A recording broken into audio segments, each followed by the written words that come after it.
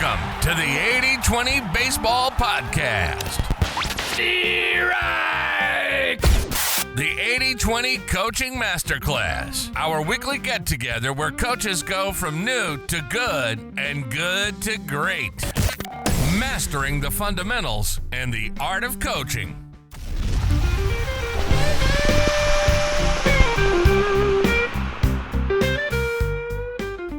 Welcome, everyone, to this week's get-together. I'm always pumped up to be here with all of you. We have a great interview today with Coach JP Nerbun. Coach Nerbun is an executive coach. He's a certified executive coach through Georgetown University. He works with high-level coaches, executives, and coaches of all levels. He has his own podcast, the Coaching Culture Podcast. You can see all the resources that JP has at tocculture.com. tocculture.com. At a minimum, get his books. Two of the books I think are required reading. He is writing another one as we speak, The Culture System and The Coach's Guide to Sports Parents. I think those are essentially required reading. At a minimum, get the audio version loaded with actionable tips, examples of how to be successful with our team culture. JP is coming to us from Ireland. That's always nice to have somebody hopping on from across the pond. JP's expertise is in building and creating great team cultures. And without a great team culture,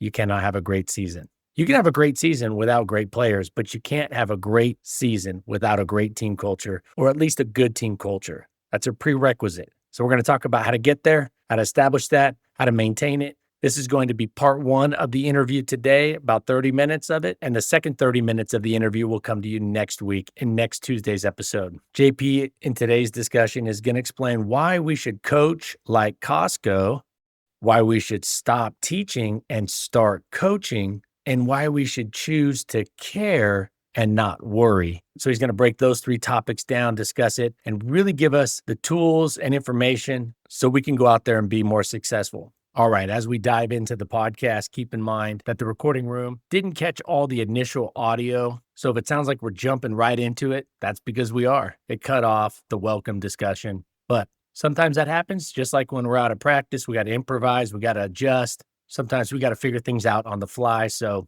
it is what it is. If anything, we're just diving faster into the learning part of the podcast so we can be better coaches. That said, let's go.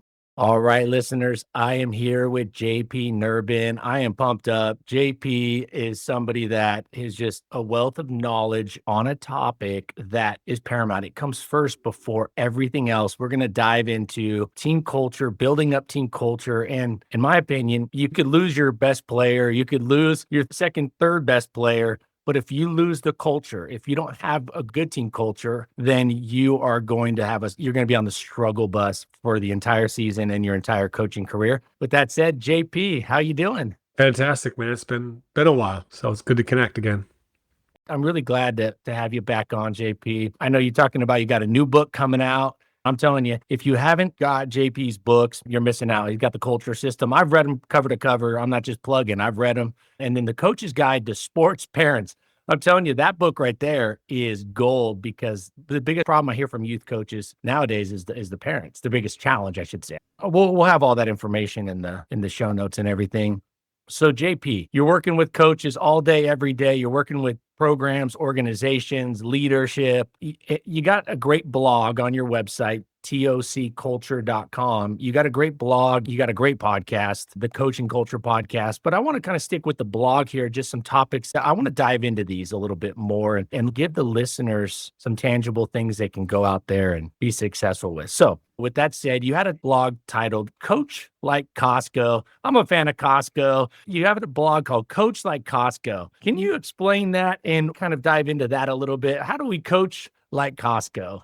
That's probably one of the number one things I miss about America, because I'm living over here in Ireland and there's no Costco. I still have a Costco membership because I'm like that loyal to it. I only go back as a family, we go back once a year, and I'm back and forth a lot for work. So every time I come back for work, I bring a suitcase and just stock up with peanut butter and all the things that we miss out here in Europe on. But yeah, I mean, there's two things really to that Costco thing. There's, first off, is just like know your values, right? Like, and Costco has those really, really clear values around doing the right thing and respect for employees and and suppliers and shareholders, right? And really low cost, high value products, right? So they first off, like, they don't have a billion different values. They don't have a billion different standards. They have a really clear model, a system to then execute on those core values. So values, then system, and then they're religiously committed to that, right? And the day that they steer away from that is the day that we stop going, gosh, I don't know if this Costco's kind of lost their thing, right? Like, I don't know, like it's not like it used to be, right? And unfortunately, it doesn't seem like, or at least from my experience, that they haven't steered too far from those yet.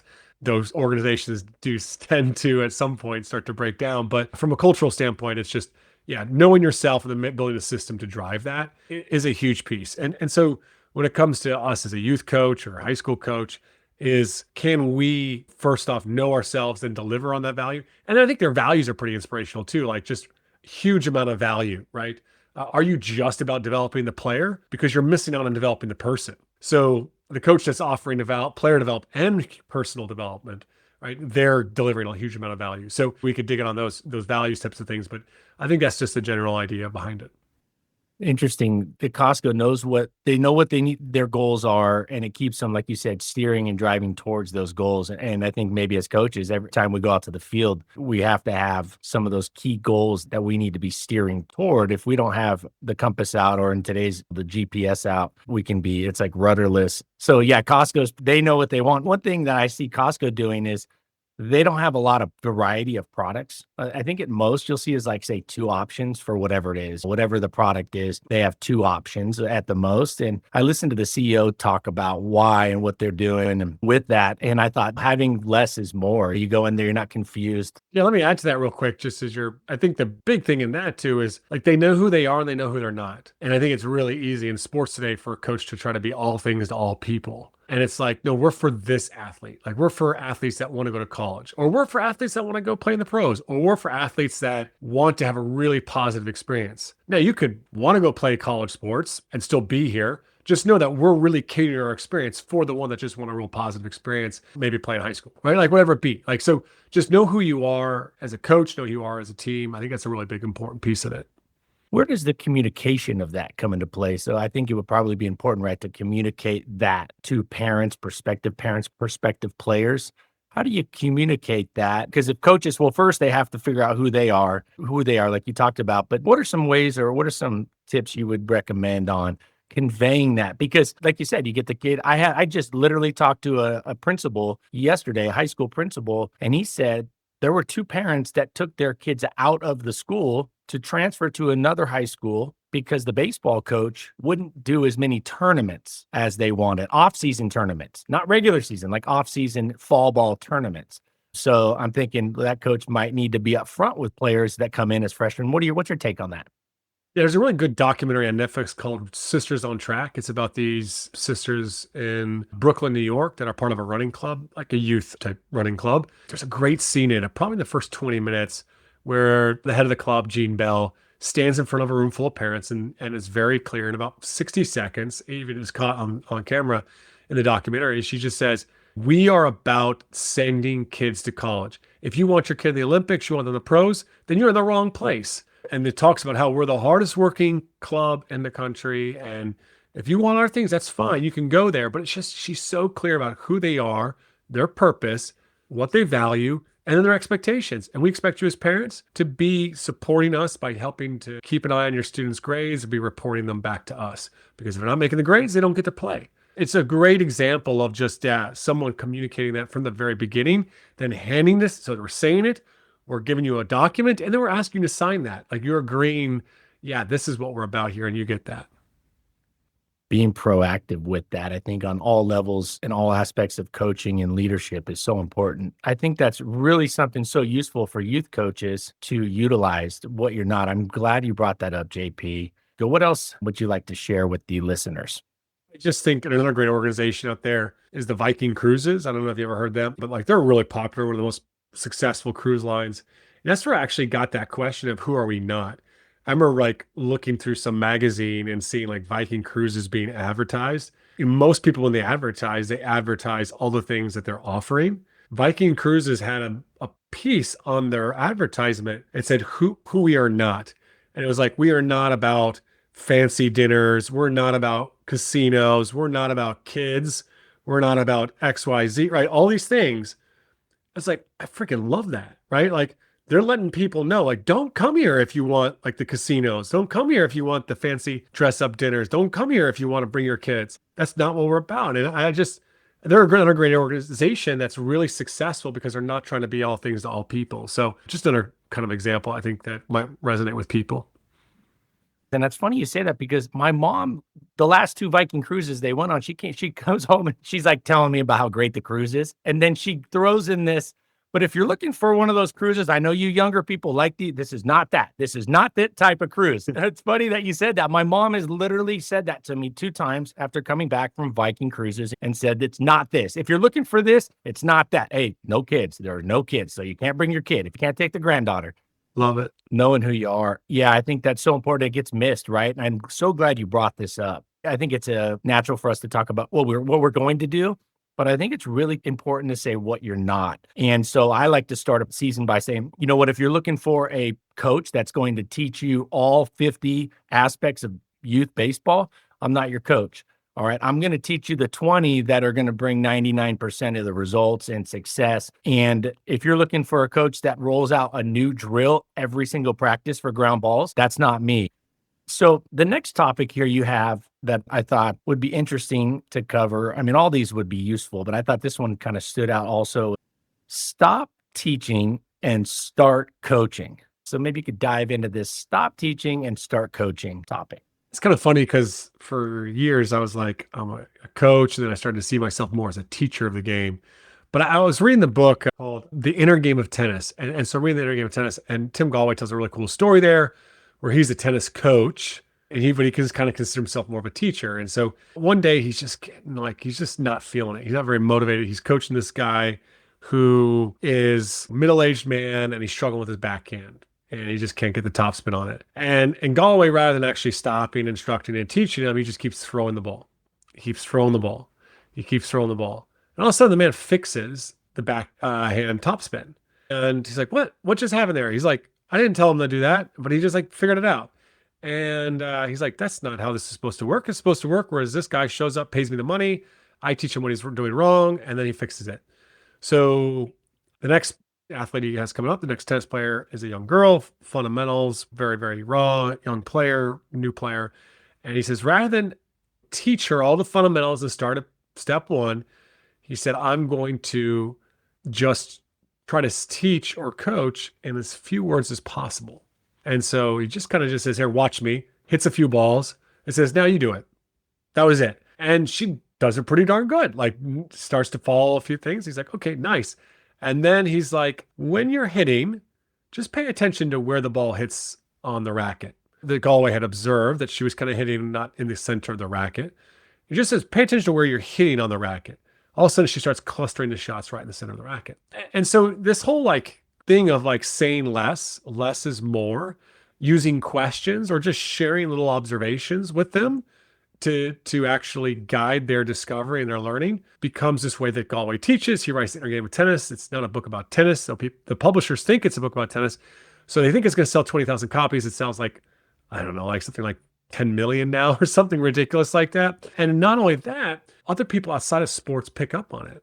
In fact, Sir Thomas Whitmore from England, who was really into the motor racing and an entrepreneur, a business guy, he comes up, learns from Galway's book, The Inner Game of Tennis, comes and spends a couple of weeks with him, learns more, goes back, writes the Coaching for Performance book, which becomes the first book, and he starts the Performance Consultants Group, which starts executive leadership coaching.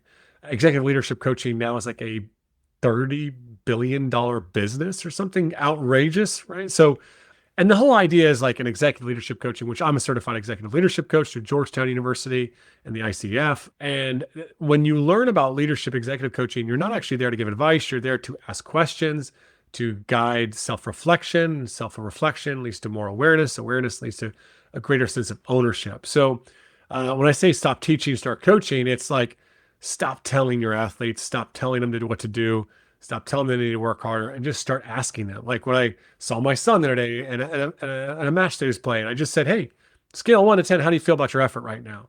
He's like, 5. I was like, oh, what do you want to do about it? He's like, I got to pick it up. I was like, cool, let's see it. And then he just goes out and starts playing harder, right? It was like all coming from him of just like his choice. So yeah, that's kind of the idea behind this new idea of coaching. And it all comes from this idea around leadership, executive coaching, and my training in that. So let's say I got my team out there. I got 12 kids. They're squirrely. What are some ways to effectively ask questions and be a little more Socratic with the presentation of the coaching message? So there's one kid at a time speaking and kind of keeping it productive, right? Because if you're working with one athlete, that's fairly easy with that. You're not having kids talk over each other. What do you recommend if I have 12 kids out, I'm about to ready to start, or we're going into a drill and I want to ask some questions? What are some strategies for that? Yeah, great question. Like how you did it. I was coaching an under 10s team yesterday. Okay, under 10 girls, so maybe not as squirrely as the boys, that's for sure. But it's still pretty squirrely. And we've had to really work with the boys in the listening because I coach an under 8s team as well now. But yeah, so working with under 10s team, we started practice yesterday, and we really wanted to focus in on spacing, right? And we're playing football. So I just said, okay, I want you all to think about this real quick and this question. And when you get an answer, I want you to hold it in your head. So I want you to hold it up there. So I said, all right, what does really good spacing look like? What are some components of that? Right. So this is 9-year-olds, 10-year-olds.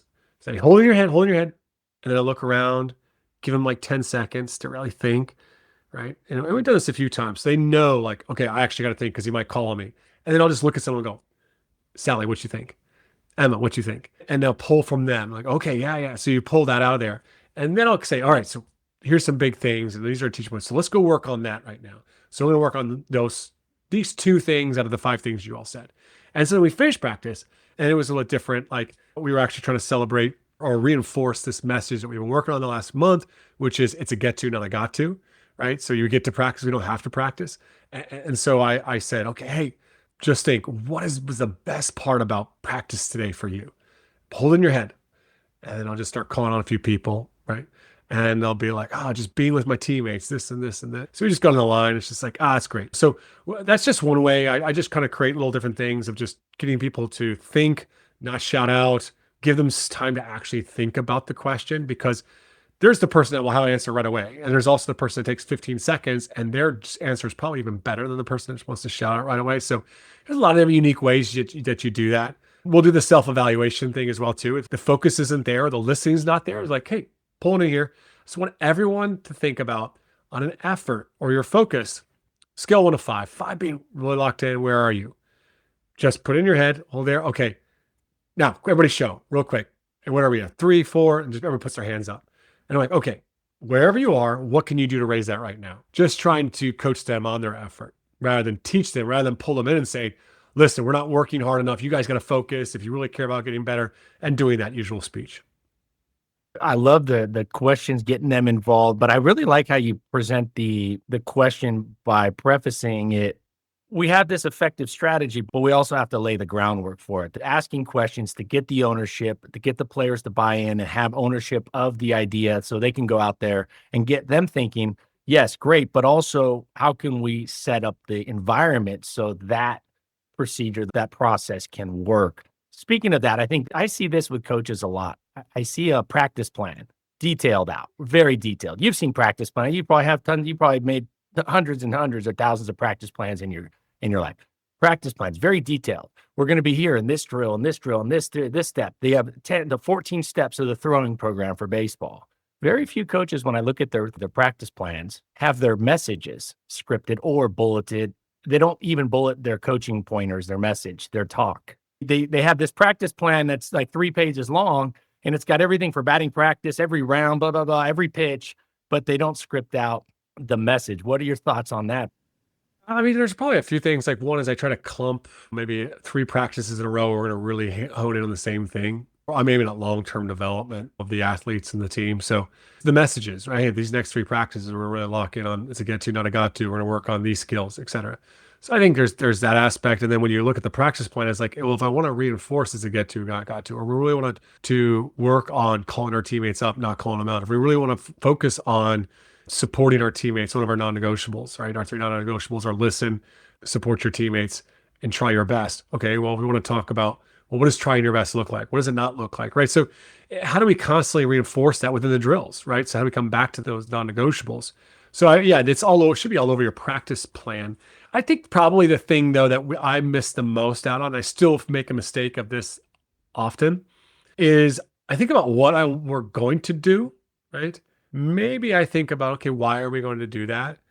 But like, I'm so focused on the drill and I don't focus anything about how I want to show up. And so often I could even have the exact same question, but what's my presence, right? Like, what's my presence? And I'm focusing, well, why are we going to work on this skill here? It's like, well, why am I actually here? I'm here to help these kids grow. I'm here to help these kids have a great experience. So how should I show up today? And I think that's such an important piece. And that when I can create that space before that practice to look at the plan and go, okay, what's the energy I need to bring in here and why? Like, why is it so important that I bring that energy? I tell you, like, I could have done the exact same question I did yesterday, but I actually had really good energy. I don't always have great energy, but yesterday my energy, my tone was just like, I actually remember going back to it. I was like, all right, got a really cool question for you all. You're going to love this one. I'm like starting with something positive. All of a sudden they're like, actually, well, what's the question? Like, it's just, and I'll have a bit of smirk and a smile and there's a presence, right? So I think coaches need to think more about their presence and how they show up rather than just what their plan is. Yeah, I've heard people talk about team culture starts with the vibe of the coach, the modeling of the coach, the positive energy of the coach. Yeah, some days we're not going to have it, and some days we're just going to be tired. And I think that's important. I always tell coaches, don't beat yourself up too much if you have a day you're just not feeling the energy. I do recommend coaches maybe skip their workout for the day and save that energy for a practice. I do recommend that because sometimes you go do an hour workout or even a 30-minute workout and you show up and you're a little bit tired from that. But yeah, we're going to have bad days, and sometimes it just goes really well, and sometimes it doesn't always go good, but definitely don't want to beat yourself up. All right. So choose to care, not to worry. You titled one of your recent blogs that. What do you mean by that? I think it's probably more of a social issue as well. Like in today's, with this social media and stuff, we tend to worry about stuff and express our worry, our frustrations, our anger on social media. It's like, well, what are you actually going to do about it? Right. So, I mean, there's a bit of that, right? I think people say, well, I care about that. I'm like, well, getting on there and posting your frustrations around this issue or that issue, is it really caring? Or is it just you worrying and then just trying to spread your worry, frustration, and anger with everybody else, right? So the care thing, I remember hearing Gabby Reese, the volleyball player, talk about this in her experience. She was a worrier and worried about her performance and just stress and anxiety. Whereas caring about her performance was to focus on what's within her control. And so it's just being more dialed into the process and what you can control. From a coaching standpoint, yeah, it's like, am I doing the things and am I aligned with my values, right? Like how I want to show up. Those types of things are really, really important. So like some coaches would be like, oh, I just get stressed in season. We got a game. And I'm not like, okay, you could sit around and worry, or you could choose to care, which is do your prep and then have a nice power down routine with a walk and something else that you focus on, or start to build those healthy habits that help you to relax and be at your best self. So it's really a lot about just focusing on the process. Do you think those coaches that worry, that are on this end of the spectrum, that worry less come game time, do you think they're more content knowing that they've worked that process, they've worked the practice process really well, kind of part of the confidence too, and less worry? You know what? I think there is a bit of that, but I would say that's probably not the biggest unlock. The biggest unlock here, it comes down to knowing ourselves, knowing what we're about, having an identity that's not fully connected to the outcomes. I mean, if your identity is so wrapped up in your sport and your performance and your team's performance, then you will create a lot of pressure and a lot of worry. But if you have an identity that you're very clear about your values, right? Whatever those are, for me, it's curiosity, it's love, it's gratitude, it's discipline. And it's just like, okay, am I showing up in that way today? Am I staying true to our non-negotiables? Am I holding a standard, a high standard within our team of work ethic and effort and support for each other? Okay, yes. then it's like I can feel I'm alignment with the type of person I want to be, the coach I want to be. That's where I think the peace comes. It's not necessarily from a full commitment to the process, because of sometimes a commitment to the process can be like you can add more and more process, right? So I think there's a bit of like moving from the doing to a bit of the being. The other day I was driving and my phone, for some reason, I didn't have the GPS going, and I'm thinking I know how to get to this place we've been to before. And I started getting a little worried driving over there. I go, am I going to find it? What street? Am I going to miss the street? Oh, we got to be there. We got 10 minutes. And I think of like what you're talking about there, having your values, like you mentioned, curiosity, love, gratitude, discipline. Those are anchors. That's your rudder. That's your compass. That helps you avoid being worried because you have something to anchor yourself to, something to steady yourself out to. The other day when I didn't have the directions, and I think the curiosity, love, gratitude, and discipline is really the roadmap that you're trying to follow. It's the directions that keeps you calibrated and going in the right direction. So it makes total sense what you're talking about, having less worry because you know where you're trying to go. Now, it's not always easy. It's not always perfect, but you know where you're trying to go. You know who you want to be. There's more certainty, not necessarily with what's going to come out of one of your players' mouths or where that shot's going to go or that pitch is going to go. It's not the certainty of the physical certainty, but you are more certain, it sounds like, of who you want to be as a coach. You're anchored to something, so you're not wavering. And we start wavering, it's like, well, we get worried. That really makes a lot of sense. And I'm really glad you brought that up. So curiosity, love, gratitude, discipline. You brought that up. I don't know if I know we didn't really talk about this beforehand, but maybe you could just dive in a little of that and how you came up with those four. Yeah, it's not like one sitting down that you come up with your core values. I think one of the biggest questions to reflect on is like, what's most important to you, right? And if I was just to ask you that right now, let's play along here. Like, what's most important to you, Bo? I would ask you first on what area are we talking about? What area of life? Most important to you in life? Family, health. That's easily the top two. And when you think about family, what's most important to you about your family? Being present and having some key drivers that I stick to. One is patience. One is calmness in our house. Being there for my wife. Okay, so present, you're patient, calm, being there for people. Let's just unpack present. Like, what's really important to you about being present? Everything starts with presence. You know, I'm such a big fan. In fact, the number one book I've recommended on my podcast out of all the hundreds of books that I've read is The Power of Now. And I even host a mindfulness group, weekly mindfulness group of high school students. And so this is something I've been diving into for over 20 years and really studied it. Zen. Phil Jackson is the reason I got into it, because Phil Jackson, everybody knows people that follow Phil Jackson know that he's referred to as the Zen master. And I was fascinated watching him so calm and present during these high level games, these championship games, when everybody else, Pat Riley, all Rudy, Tom, John, they were all yelling and screaming. Now, these are some throwback names, but people our age all know these guys. And everybody was a yeller. I was playing basketball. Everybody was yelling. All the coaches yelled, yet he sat there and he was so I got into Zen, and I realized after about 5-10 years of studying it, that presence is the ultimate place, the starting point in life. So that was huge. So presence in anything, even when I'm coaching or anything, presence is so important.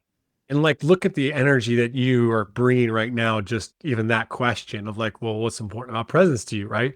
Like, there's so much energy I'm noticing in you and that shift, right?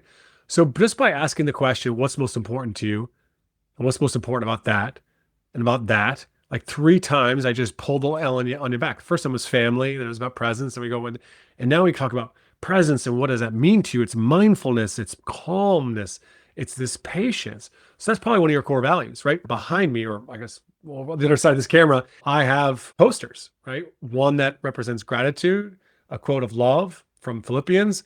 I've got If from Rudyard Kipling, which is to me around like discipline and integrity. And there's a Be Curious, Not Judgmental, Walt Whitman. Like, I have my core values demonstrated here. I pull out my journal every morning and I write about curiosity, gratitude, love, and discipline. And how do I want to bring those today? I think about how did they show up yesterday? Where do I need to lean into these things in my life? So they just become my operating, right? They're my compass, right? It's just for how I want to show up. And I know if I'm really curious, I'm really loving, I'm really disciplined, and I'm really grateful, like, that is a phenomenal day, right? I think it's a phenomenal day. I will have so much joy, right? And I have mantras and quotes, right? We are joyful, not because we're grateful. We're not grateful because we're joyful, right? Like I've got love is an act of the will. It's inside my wedding ring. Like I have all these little artifacts that are constantly reminding me of rituals to start to live off those. But the first, like you said, well, how do you find them? Just start with that question. What's most important to me?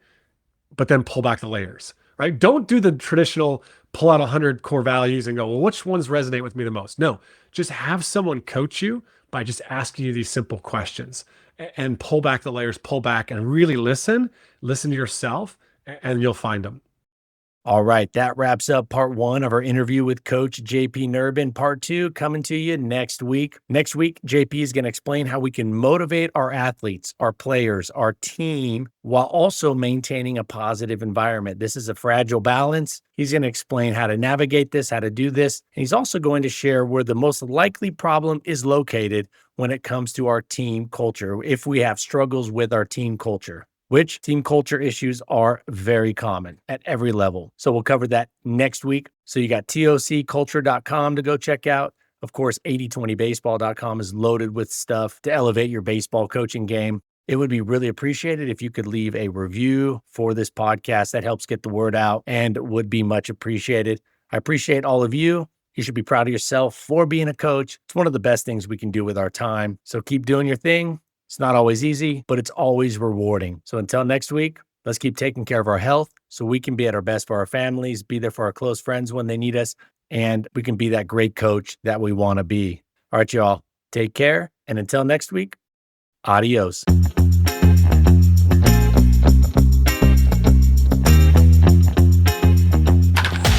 This has been the 80-20 Baseball Podcast, the 80-20 Baseball Masterclass.